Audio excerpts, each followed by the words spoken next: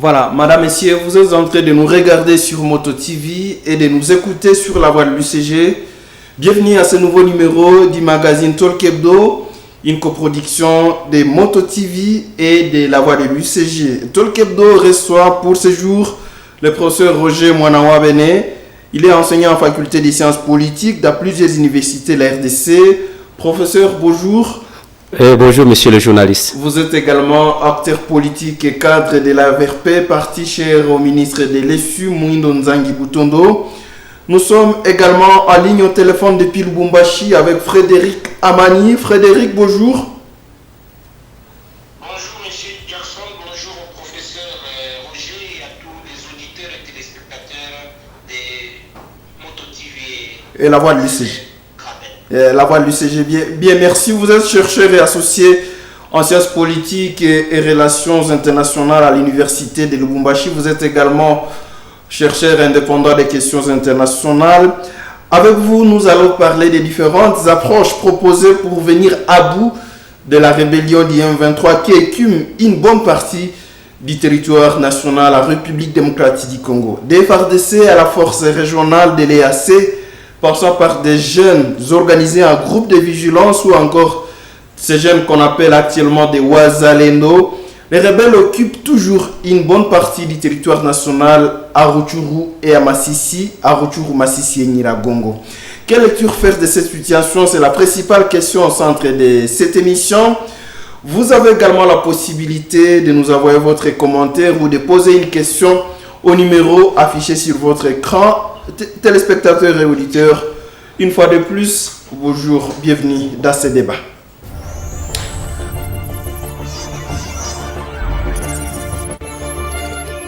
Eh bien, alors, depuis quelques mois, le déploiement des troupes des forces de l'EAC a été effectif, professeur, au Nord Kivu, conformément aux recommandations des chefs d'État membres de cette organisation sous-régionale.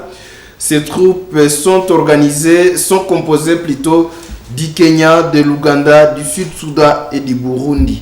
Alors, monsieur le professeur Roger Mwanawa Bene, vous êtes enseignant en sciences politiques et sciences sociales, politiques administratives dans plusieurs universités de la RDC. Seulement quelques jours après l'effectivité de leur déploiement, les forces vives du Nord Kivu exigent le retrait de cette force du Nord Kivu ou de la RDC. Pensez-vous que cette revendication est légitime? Oui, monsieur le journaliste, merci. Pour parler de la situation de guerre récurrente qui écume la partie est de la RDC depuis des décennies, il s'est fait que dans le processus de résolution de ce conflit, il y a eu plusieurs approches. Il y a eu l'approche certes militaire, il y a l'approche politique, il y a aussi l'approche diplomatique. Mais c'est vrai que certaines de ces approches n'atteignent pas le résultat qu'il faille, n'est-ce pas, sur terrain, et que du point de vue de la politique internationale, ça fait pratiquement plus de 20 ans, je dirais même 22 ans, que nous avons une force onusienne déployée en République démocratique du Congo et concentrée massivement dans la partie Est qui est devenue le ventre debout de la République démocratique du Congo. Faudrait-il à cette force onusienne en ajouter d'autres? C'est une grande question que d'aucuns peut se poser. Mais avec l'avènement ou avec l'intégration de la République démocratique du Congo dans la communauté est-africaine, est-ce la force qu'il fallait? Alors que sur le même sol congolais, nous avons déjà autant de contingents militaires étrangers, y compris même l'armée ougandaise, qui est entrée sous format de ce que l'on a appelé la force de la coalition FARDC-UPDF. Coalition FARDC-UPDF ou la mutualisation des forces. C'est le concept que je cherchais. Là c'est pour faire face à la rébellion EDF. Exact, au niveau de la partie nord-est. Et alors, à celle-là, faudrait-il encore en ajouter d'autres? En tant que professeur de Sciences Po, je pense, et je reviens à Nicolas Machiavel dans son œuvre Le Prince, qui dit qu'il n'y a pas meilleure armée qu'une armée républicaine. Et c'est tromperait vraiment quiconque penserait, n'est-ce pas, investir dans les armées étrangères. Parce que c'est rare qu'une armée étrangère soit fidèle et accepte, n'est-ce pas, de donner le meilleur de soi-même. Et il est malléable, une armée étrangère serait beaucoup plus malléable, n'est-ce pas, conformément aux offres de terrain. Et cela peut essayer d'une manière ou d'une autre montrer certaines failles au sein des armées étrangères, notamment partant de la plus grande force onusienne déployée à travers le monde, notamment la MONUC, aujourd'hui MONUSCO. Et donc c'est une question, je pense, du réalisme et de dire que devons-nous faire dans ce contexte actuel.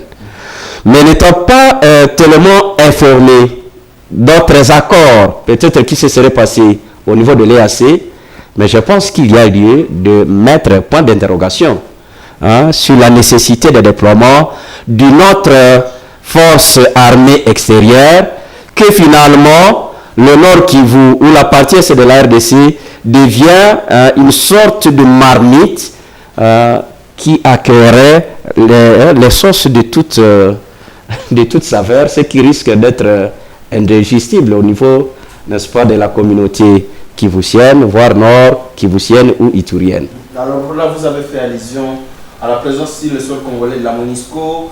À cela, on a ajouté la force de l'EAC. Il se trouve l'armée congolaise, mais à côté de cela, il y a des jeunes qui s'organisent à force d'autodéfense. Pensez-vous qu'ils jouent un rôle important dans ce processus de stabilité du pays?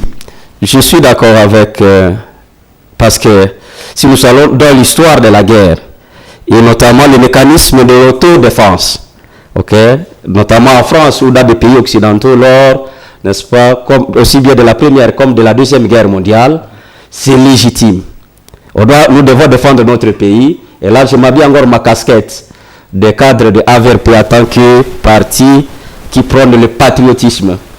Et donc, personnellement, ces jeunes qui nous aident sur les champs de bataille devaient maintenant être renforcés ou devaient venir à la rescousse ou, n'est-ce pas, concomitamment avec notre armée nationale. À ce que je sache, notre armée nationale ne serait pas si faible comme on le pense. On a toujours donné des points de vue pour permettre à ce que celle-ci soit efficace sur terrain, notamment, entre autres points de vue, l'extraction de tous les infiltrés, notamment partant de divers accords, et lesquels infiltrés, n'est-ce pas, sont des ténors du commandement de notre armée dans toute la partie est de la RDC et qui seraient beaucoup plus mono-ethniques. Et je me dis que de déployer, parce que aussi l'avènement des forces étrangères nous coûtera extrêmement cher en termes de factures à payer, que de mettre tous ces investissements dans notre force armée. Et on a besoin de voir comment ces jeunes résistants soient renforcés et aillent même dans des académies militaires pour avoir ils ont déjà l'art militaire, mais une certaine connaissance des maniements des armes et des techniques de la guerre, et les renforcer davantage pour nous amener vers une véritable armée républicaine. Je ne doute pas de la capacité de notre armée, mais je pense qu'il nous faut peut-être des gens consciencieux ainsi que des moyens y afférents pour qu'on puisse avoir des résultats escomptés. Merci beaucoup, professeur. On vous maintient dans cette émission. Monsieur Frédéric Amani, je rappelle que vous êtes chercheur en sciences politiques et relations internationales à l'université de Lubumbashi. Alors, les troupes de l'EAC, leur déploiement a déjà été effectif au Nord Kivu pour revenir à bout à la rébellion du M23. Pensez-vous que cette approche est appropriée? Est-ce que c'est l'approche appropriée pour y arriver? Bien, merci beaucoup pour l'invitation et la question. Je salue le professeur Roger Nwala. Alors, est-ce que c'est une approche appropriée? Je dirais non. Je crois que ce n'est pas la présence de la force régionale de East Africa Community n'est pas une approche appropriée pour apporter la paix et la sécurité dans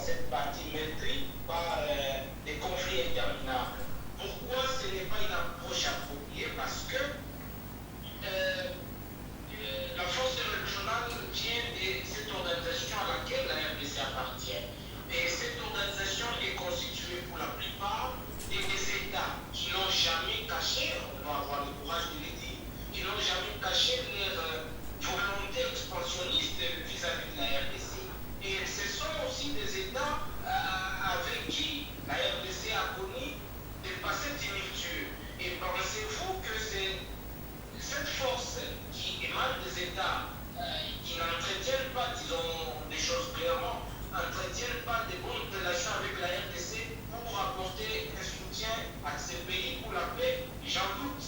Mais il faut aussi rappeler que est-ce que c'est cette force régionale qui est aussi limitée en termes de moyens qui va apporter des résultats escomptés là où la force onusienne, je crois le professeur a parlé de cette force onusienne, vous pensez que c'est cette force régionale qui va apporter des résultats escomptés là où la force onusienne, la MONUSCO donc, n'a pas apporté des résultats escomptés? Je ne dirais pas ici que la MONUSCO a totalement échoué, non.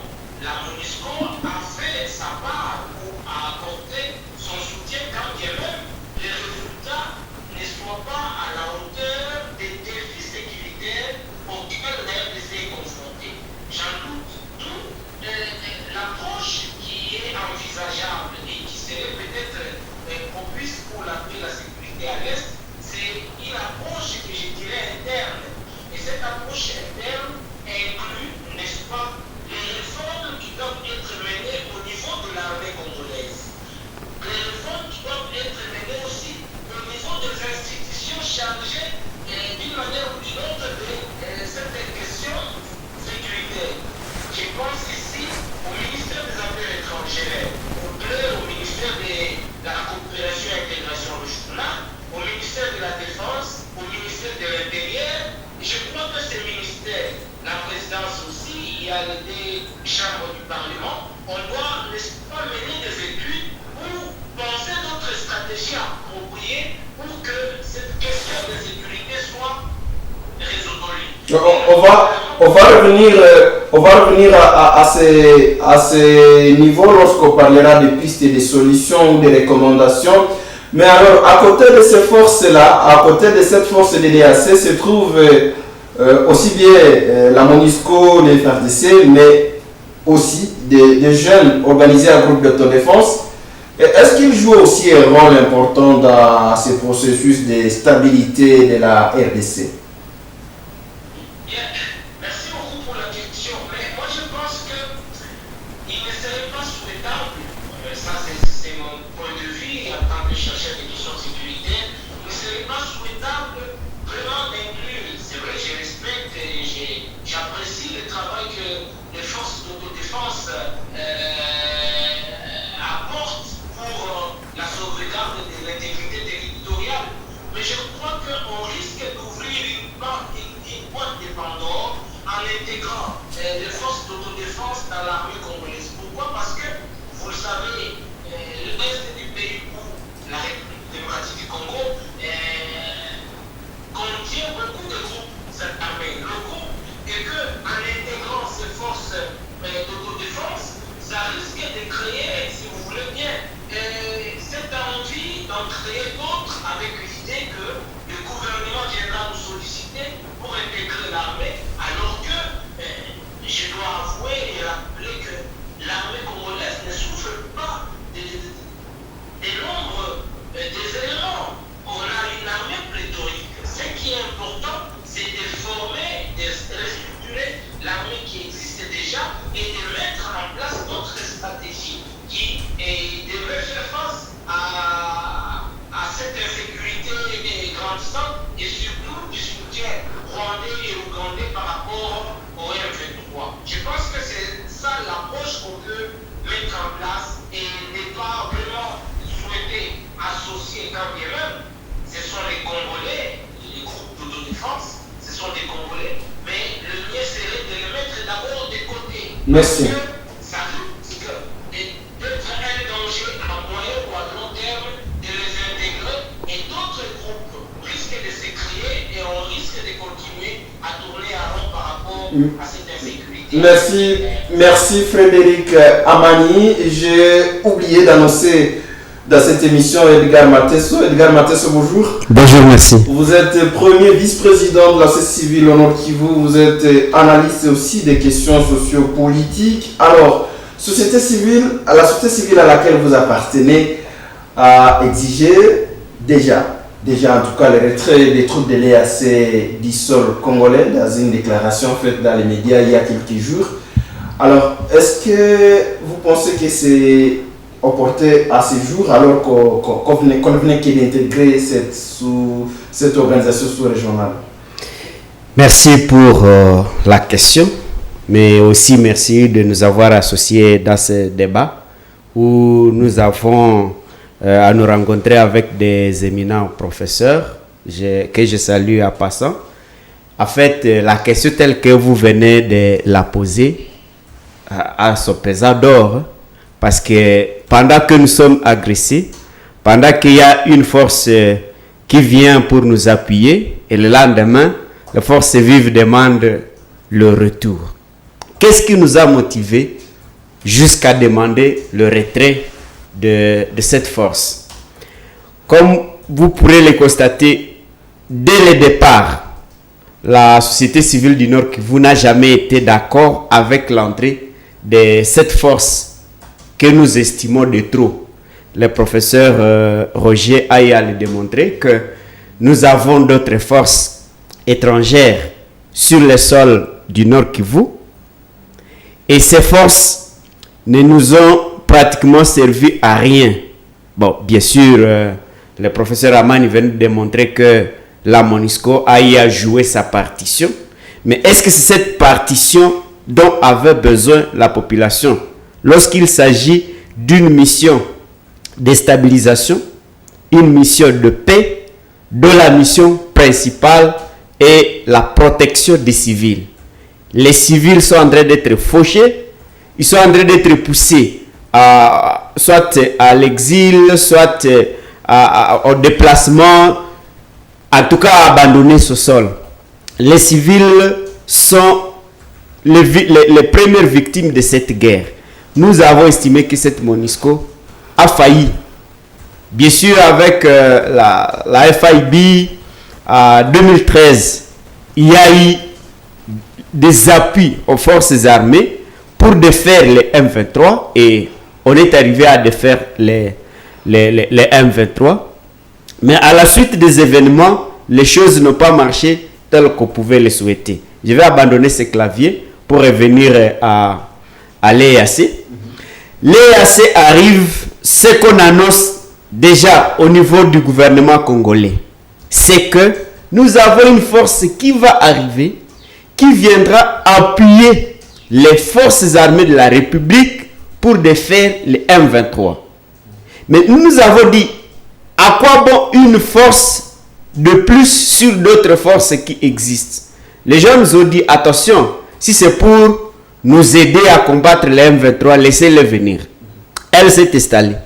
Mais déjà, processus de Luanda, on nous dit, au plus tard, à la date du 15 janvier, si les M23 ne se retirent pas du sol congolais, il faudra que cette force appuie les FARDC pour contraindre les M23 à se retirer ou alors à être dissous. Mais la date est arrivée, il n'y a eu rien. Et après, on amorce le processus de Nairobi, où on dit, à la date butoir du 28 février, les M23 doivent s'être déjà complètement retirés. Mais la date est arrivée et les M23 est resté sur place.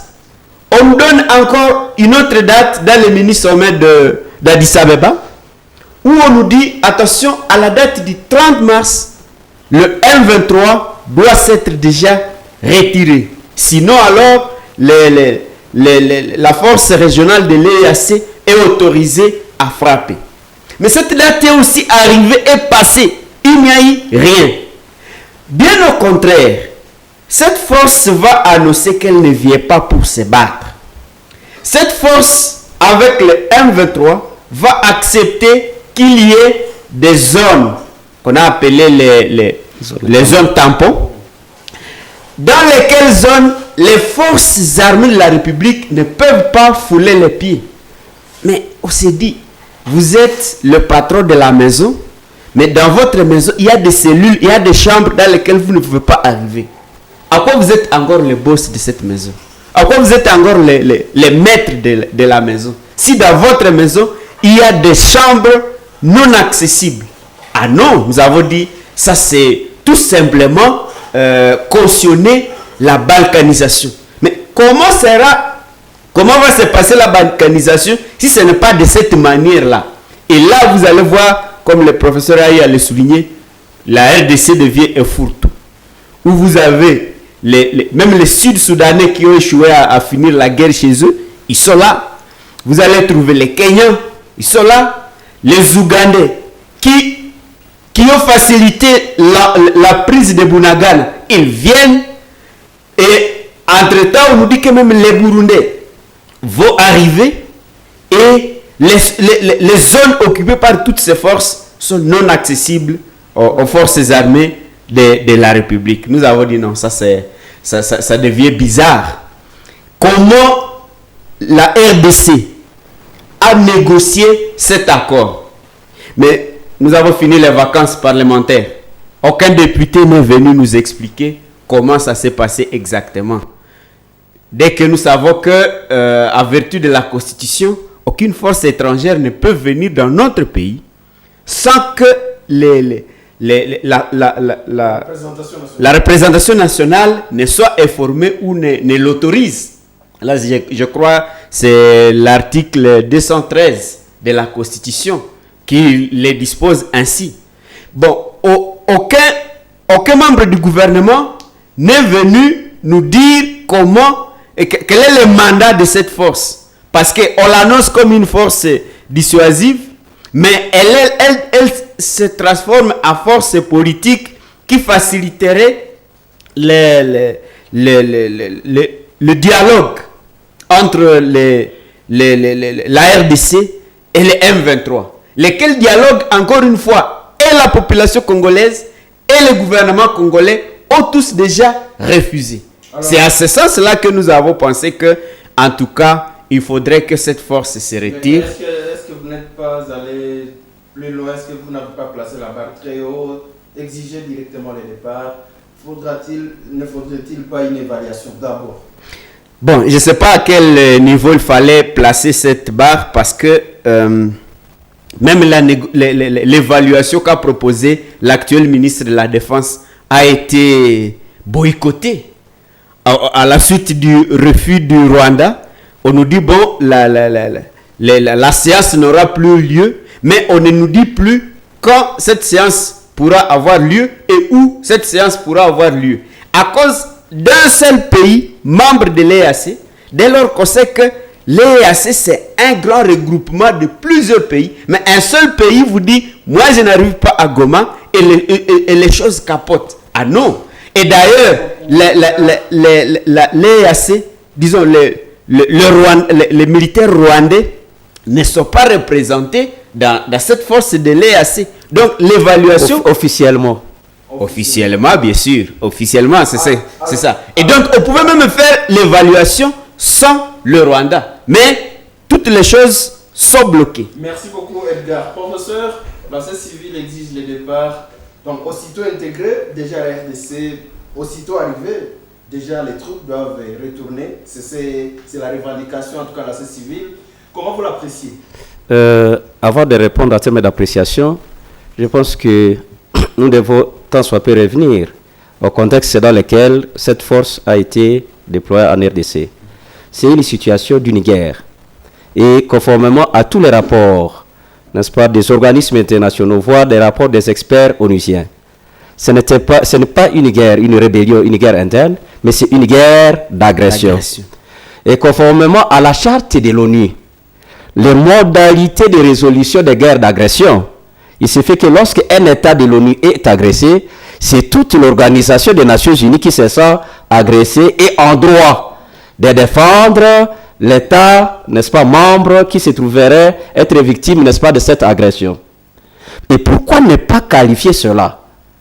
Ne serait-il pas une sorte d'hypocrisie de la communauté internationale? Parce que, conformément à tout ce qu'il y a comme mécanisme, je crois que l'ONU, comme tout le système onusien, aurait déjà épuisé ce que l'on appelle le chapitre 6, n'est-ce pas, des résolutions pacifiques des conflits. Et il serait temps qu'on passe carrément au chapitre 7 d'imposition de la paix. Or, il y a une force onusienne à laquelle on devait carrément donner cette mission d'imposition de la paix. Faudrait-il encore une autre force africaine, de l'EAC, certes sous couvert de l'Union africaine, c'est-à-dire à travers le Conseil de paix, n'est-ce pas, et de sécurité de l'Union africaine, mais qui n'a aucun mandat d'imposition de la paix. Et ils viennent exactement comme aux années 1998-1999, la MONUC, qui était une mission d'observation. On observe les gens en train d'être machetés, on observe les gens en train d'être, n'est-ce pas, chassés de leur terre d'origine, et on vient pour dire chacun reste dans sa part. D'une manière ou d'une autre, ça serait presque une sorte de politique de petits pas, ou, n'est-ce pas, d'occupation progressive du territoire congolais qui ne veut pas dire son nom. La moindre des choses, si c'était une mission d'imposition de la paix, on dirait oui. Mais aussi, au lieu de nous amener une autre mission, alors quel est le rôle actuel de la MONUSCO? Il faudrait qu'on sache faire la part des choses et de nous dire à quoi sert désormais la MONUSCO au Nord Kivu. Elle n'a plus son rôle à faire. Désormais, elle est remplacée par les forces armées de l'EAC.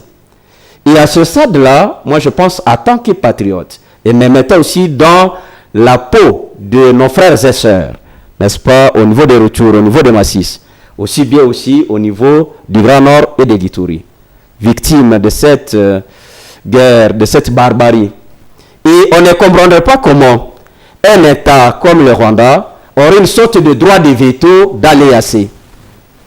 Et à ce stade-là, personnellement, et je reviens à notre point de départ, que l'armée congolaise nationale, 100% congolaise, n'est pas incapable de restaurer la paix dans notre pays. À mon niveau, je pense, et je suis persuadé, que le Rwanda ne pourra écouter que la force d'imposition et donc ne pourra écouter que Efoué qui serait administré par l'armée congolaise. Alors, au départ, lors de la constitution de cette force régionale, il était question plutôt de venir imposer la paix. Il était question de lui doter des mandats offensifs. Pourquoi, du coup, ça changeait à l'arrivée au pays? Exactement cela que plus d'aucuns se posent une question, ou plus d'une question. Parce que pourquoi changer ces mandats? Pourquoi ne pas investir dans notre armée et nous contenter uniquement des forces extérieures qui ne nous amèneront pas la paix?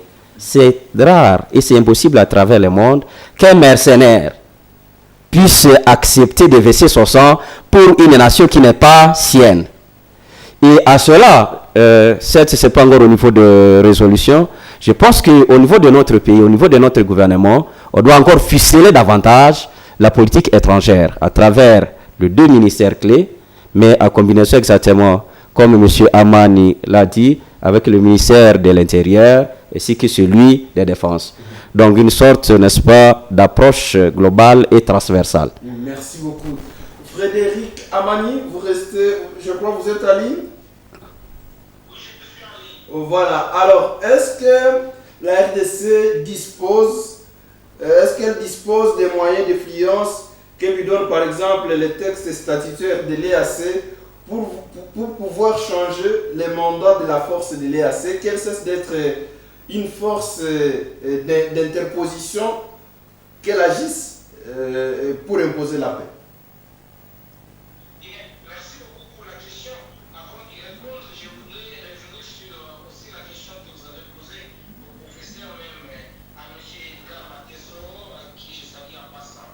Donc, la population ou la société civile du Nord Kivu ou de l'Est de façon générale veut le départ de la force régionale parce que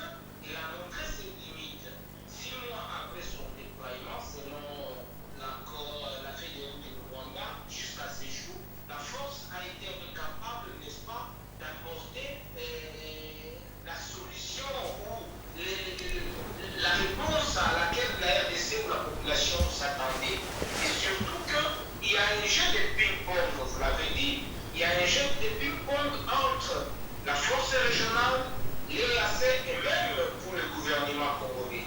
Parce que pour le gouvernement congolais, en suivant même le président de la République ou les ministres des Affaires étrangères, ils ont clairement dit que la force régionale a réussi un mandat offensif. Mais lorsque vous lisez le président Museveni de l'Ouganda, la présidente de la Tanzanie et même les commandants kenyans de cette force régionale, ils disent que certains disent que la force est venue pour être une force neutre, d'autres disent que la force est venue discuter avec les rebelles pour la paix. Et pas plus tard que la semaine passée, le week-end, le commandant de cette force régionale, le général-major Jeff, a dit que le retrait du M23 était un retrait politique et qu'il ne voulait pas s'immiscer là-dedans. Donc moi je crois que cette cacophonie ne va pas permettre à ce que la RDC puisse s'organiser comme une armée républicaine afin de sécuriser les frontières congolaises qui sont déjà depuis un temps poreuses et sécuriser même les territoires congolais.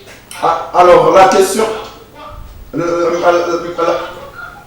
Ma question peut exister. Est-ce que la RDC peut user son influence? Est-ce qu'elle dispose des moyens pour pouvoir changer la donne sur le terrain, changer par exemple les mandats de cette force pour qu'elle soit finalement offensive? Bien, merci beaucoup pour cette question pertinente. Alors, je réponds comme ça. Il y a ce qu'on appelle la logique des organisations internationales. Lorsque un État intègre une organisation internationale, il y a des logiques que je vais énumérer ici. C'est-à-dire soit pour y jouer un rôle d'influence au sein de cette organisation, mais lorsque un État, c'est-à-dire un acteur, ne sait pas jouer un rôle d'influence au sein d'une organisation, à ce moment-là, cet acteur, à l'occurrence l'État congolais, subit l'influence des autres acteurs. Et c'est le cas au sein de l'EAC.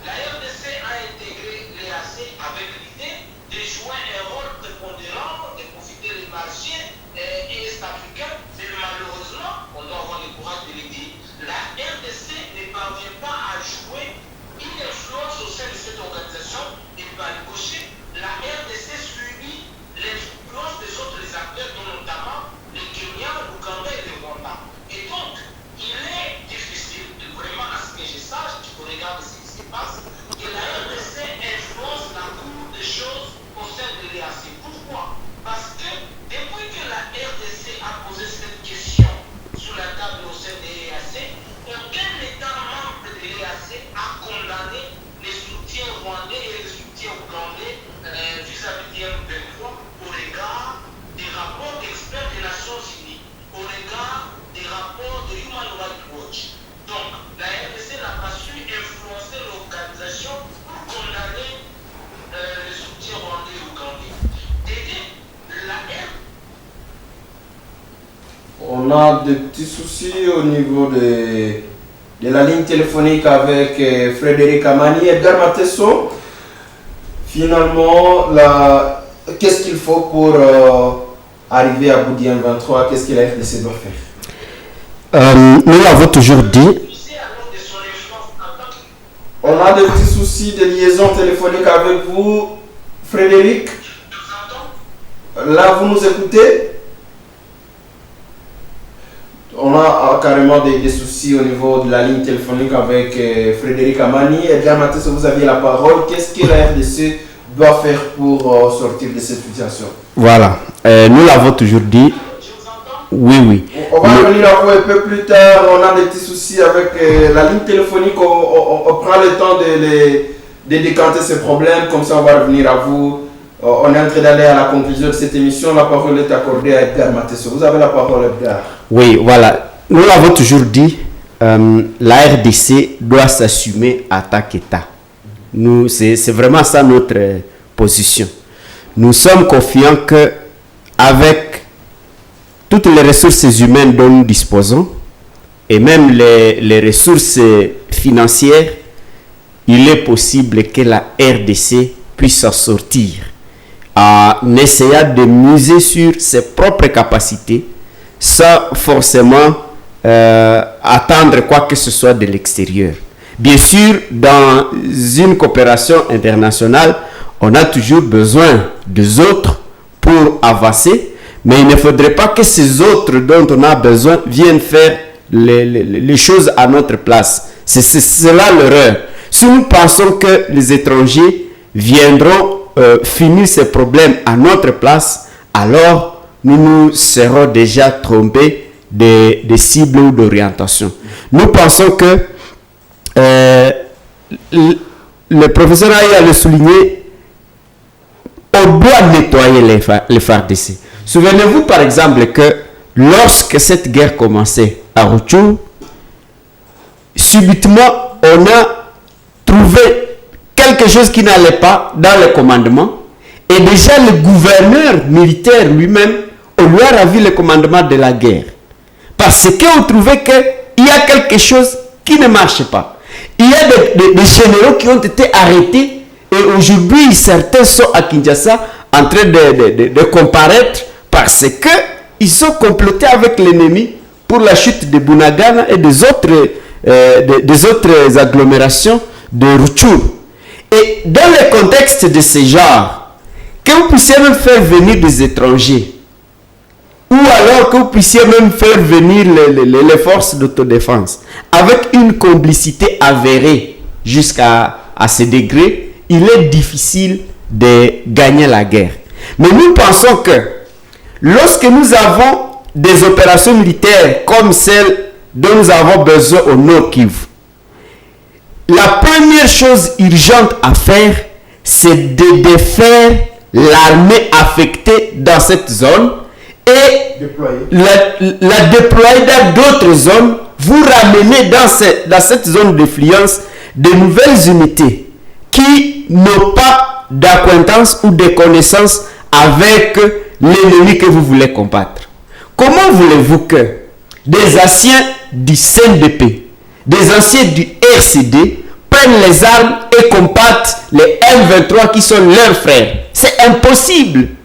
Avec ces mixages que nous avons connus, nous ne pouvons pas gagner une guerre dans le contexte de ce genre. Pourtant, il y a eu des formations sous le règne, vers la fin du règne de Joseph Kabila. Il y a eu des jeunes qui ont été formés. Et depuis le règne de Félix, il y a encore d'autres jeunes qui ont été formés. Et nous estimons qu'ils doivent être déjà au-delà de 30 000 hommes qui sont déjà disposés, qui sont déjà formés. Ces jeunes qui n'ont connu ni rébellion, qui n'ont pas partagé le bilan militaire des anciens, peuvent être affectés dans cette zone d'influence. Et à ce moment-là aussi, il faut éviter de multiplier les commandements dans la zone. Vous allez trouver les commandements des opérations de la zone opérationnelle Sokola 2 au niveau de Rutshuru. Pendant qu'au nord vous avez Sokola 1, vous avez les administrateurs du territoire qui sont des commandants, le gouverneur qui est commandant, et la troisième zone de défense, c'est au nord Kivu. Et là aussi, il y a un commandement. Et nous avons la FIB qui a aussi un commandement. Et beaucoup d'autres forces qui viennent d'arriver aussi qui ont leur commandement. Et quand il y a un incident, qui doit intervenir, qui doit commander et qui doit répondre. Et donc, si on pouvait créer une brigade spéciale, on dit cette brigade s'occupe uniquement des EDF, cette brigade s'occupe uniquement du M23, comme ça, les autres unités militaires, les autres brigades qui sont dans la zone s'occupent de la gestion quotidienne de l'armée. Pendant que cette brigade unique, et peu comme on avait créé les commandos à l'époque du M23, et on a vu que les commandos se sont appropriés l'histoire à 2011-2012, et à 2013, la guerre a été stoppée. Et donc, nous pensons que cette même stratégie peut être utilisée. Je voudrais revenir, excusez-moi, en une minute, je voudrais revenir sur cette histoire de Wazalendo, les réservistes et consorts. Le professeur Frédéric venait de le souligner et je suis d'avis avec lui. Ça aurait été une erreur grave de continuer à cautionner, même si le professeur a dit qu'au niveau de l'AVRP, c'est ça la démarche. Pour nous, Je n'ai pas dit c'est une démarche armée. Vous avez dit que vous intervenez. C'est le courage patriotique. Mais oui, il convient de saluer. Oui, je suis d'accord. Je reconnais les travail que les Wazalendo a réalisé autour de Goma. Oui. Je reconnais du côté de Sake, du côté dans le territoire de Massissi, ils ont fait un excellent travail. C'est bien. Mais dans quel contexte ils ont été formés? Tous, pour la plupart, ils ont été formés contre la République. Et certains d'entre eux, je crois qu'il y a eu des rapports même qui peuvent m'appuyer, certains ont été même créés par les ennemis. Et ce sont ces gens-là que nous voulons maintenant récupérer pour considérer comme les patriotes. Ils sont plus patriotes que nous autres qui avons défendu le pays pendant des années. Non. Je pense que l'esprit de ce qu'on est en train d'appeler la réserve militaire ne devrait pas être assimilé directement à cette force d'autodéfense dans le format actuel. Cette force d'autodéfense qu'on veut promouvoir dans cette nouvelle loi qu'on veut promulguer, qui est à débat au Parlement, à mon avis, les réservistes ne doivent pas être des aciers combattants. Bon, même si parmi eux on peut en avoir, mais on ne doit pas prendre comme acier, comme maïmaï directement assimilé aux réservistes. Non. Mais plutôt quelqu'un qui veut défendre le pays. Et à ce niveau-là, qu'est-ce qu'on devrait faire? On devrait recruter dans des universités, on devrait recruter dans des écoles, on devrait recruter dans la communauté des patriotes, bien sûr, comme vous le dites, des patriotes qui n'ont jamais pris des armes contre la République. Et puis, toute la jeunesse devrait être formée en renseignement. Je dis bien toute la jeunesse devrait être formée en renseignement, devrait être formée à maniement d'armes et devrait être formée à tactique de guerre. Et c'est cette jeunesse qui a déjà cette habileté qui devrait constituer les corps des réservistes. Et non les maïmaï. Et non. Votre conclusion. Nous prenons donc cela comme votre conclusion. Ok, d'accord. Donc vous dites qu'il faut nettoyer l'armée. Il faut nettoyer l'armée. Il faut créer des unités, des brigades spécialisées pour combattre ces fléaux. Et il faut éviter de continuer à compter sur des forces extérieures qui parfois viennent employer la machine ou alors ils risquent d'aliser même la situation plus qu'elle ne l'était.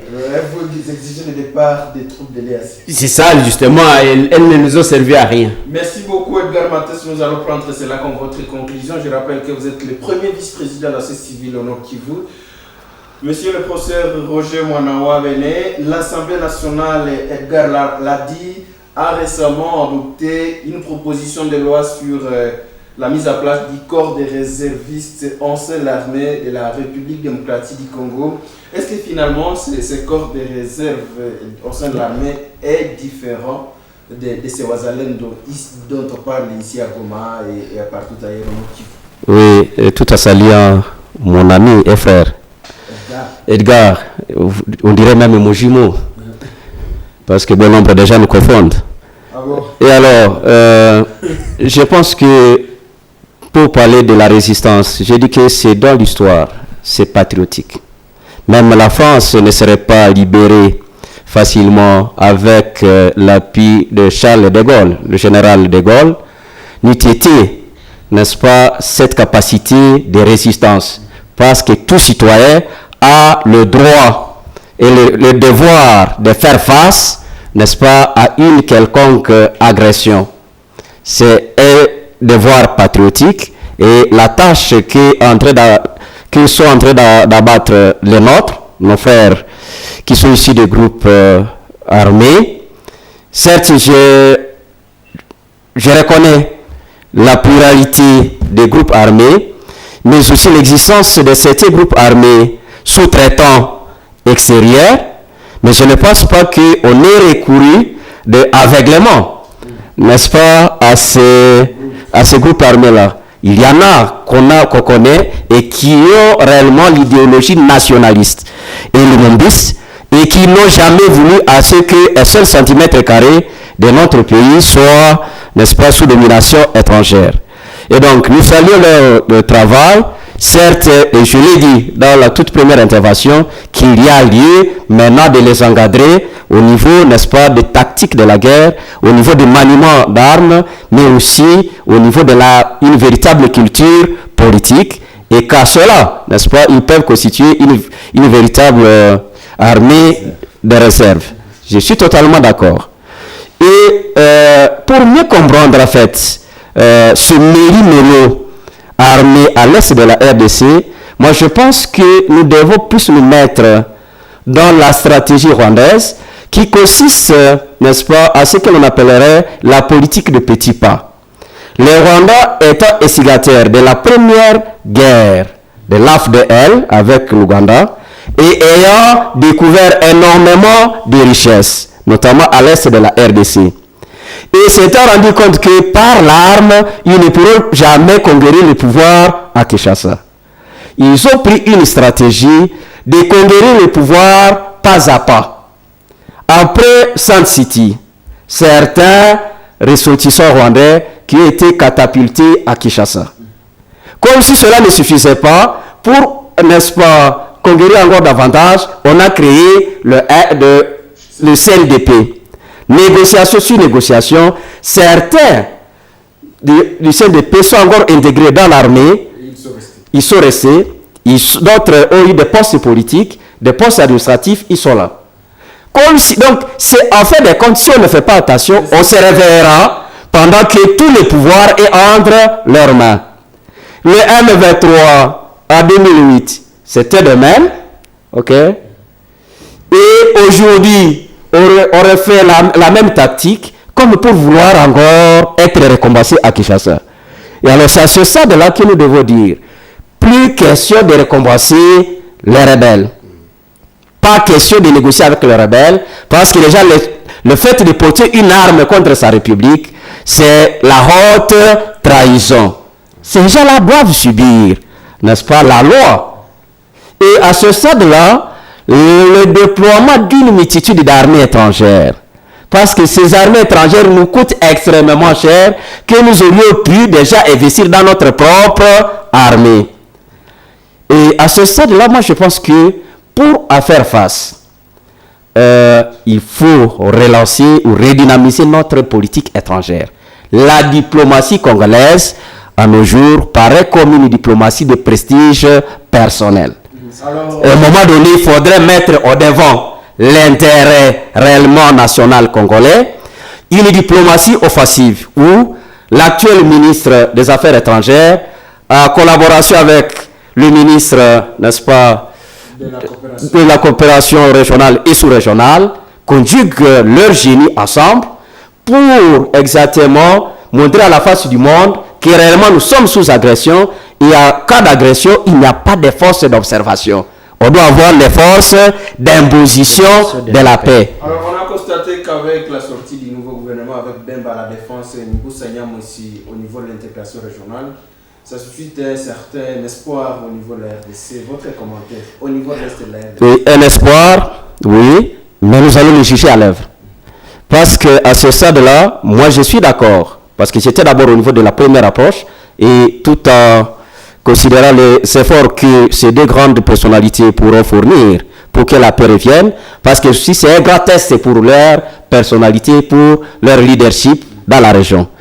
Et à ce stade-là, c'est la combinaison de cette approche diplomatique avec maintenant l'approche politique et l'approche militaire. Et donc, c'est pour résoudre le conflit congolais, parce qu'il a plusieurs facettes. On ne peut pas avoir une seule approche, mais il faut une approche globale et transversale. Comment pouvoir, n'est-ce pas, broyer le rein de tous ces groupes armés, aussi bien étrangers comme des groupes armés nationaux. Parce que parmi les groupes armés nationaux, il y en a qui nous rendent la vie difficile et qui sera à la base d'énormément et de sécurité, des massacres dans notre pays. Et donc à ce stade-là, une force armée étrangère ne sera jamais fidèle et ne nous cédera à rien. Il risque de consacrer ce à quoi nous sommes en train de vivre, notamment dans l'est de l'Ukraine, n'est-ce pas, face à l'agression russe. Voilà, merci beaucoup, professeur Roger Mwanawa Bene, enseignant en sciences politiques dans plusieurs universités à la République démocratique du Congo. Monsieur Frédéric Amani, votre conclusion, que doit faire la République démocratique du Congo pour venir à bout de la rébellion du M23 et des autres groupes armés actifs à l'est de la RDC? Bien, merci beaucoup pour la parole. En conclusion, ce que doit faire la République démocratique du Congo pour la paix à l'est de la RDC et sur toute l'étendue du pays. D'abord, il faut que la RDC redevienne un État capacitaire. Tous les moyens nécessaires d'un État capacitaire, il doit le mettre en exergue. Deuxièmement, il faut que la RDC pense le retrait de cette force régionale qui, à mon avis, apportera plus de malheur que de bonheur parce que sur le sol congolais, on aura plusieurs armées. C'est quand même un danger du point de vue sécuritaire. Nous ne souhaitons pas que ces dangers arrivent, mais il va de l'intérêt de la RDC de ne pas prolonger le mandat de cette force qui a montré ses limites et au cas échéant aussi de souhaiter même son retrait ou de quitter la EAC qui est cette organisation qui n'apporte pas des soutiens favorables à la RDC. Et donc, il faut des réformes au sein de l'armée pour avoir ce qu'on appelle une armée républicaine, une armée au service de la nation. Il faut aussi des moyens nécessaires pour consolider l'unité nationale et la cohésion face à ce qui se passe à l'Est. Que l'Est ne se sente pas isolé, mais que l'Est soit intéressé par ce qui se passe à Lubumbashi, à Kinshasa et à Équateur. Et en dernier lieu, nous pensons que le moment est venu où la communauté internationale aussi devrait se sentir responsable des systèmes immobiliers qui est dans la région parce que l'insécurité à l'est de la RDC affecte directement ou indirectement les autres États membres de la sous-région et donc il va de l'intérêt et de la communauté internationale et de la communauté sous-régionale et des États voisins de consolider leurs efforts en commun pour la paix. Merci beaucoup. Merci beaucoup Frédéric Amani. Talk Hebdo, c'est terminé pour aujourd'hui. Merci à vous tous de nous avoir regardés à travers Moto TV et de nous écouter sur la voie du CG. Talk Hebdo a eu le plaisir de recevoir pour vous le professeur Roger Mwanawa Bene, enseignant en sciences politiques, en sciences sociales, politiques, administratives dans plusieurs universités de la RDC. Merci professeur d'avoir répondu à notre invitation. C'est nous qui vous remercions. Frédéric Amani, vous êtes associé en sciences politiques et relations internationales à l'université de Lubumbashi. Vous intervenez au téléphone depuis Lubumbashi. Merci en tout cas d'avoir répondu à notre invitation.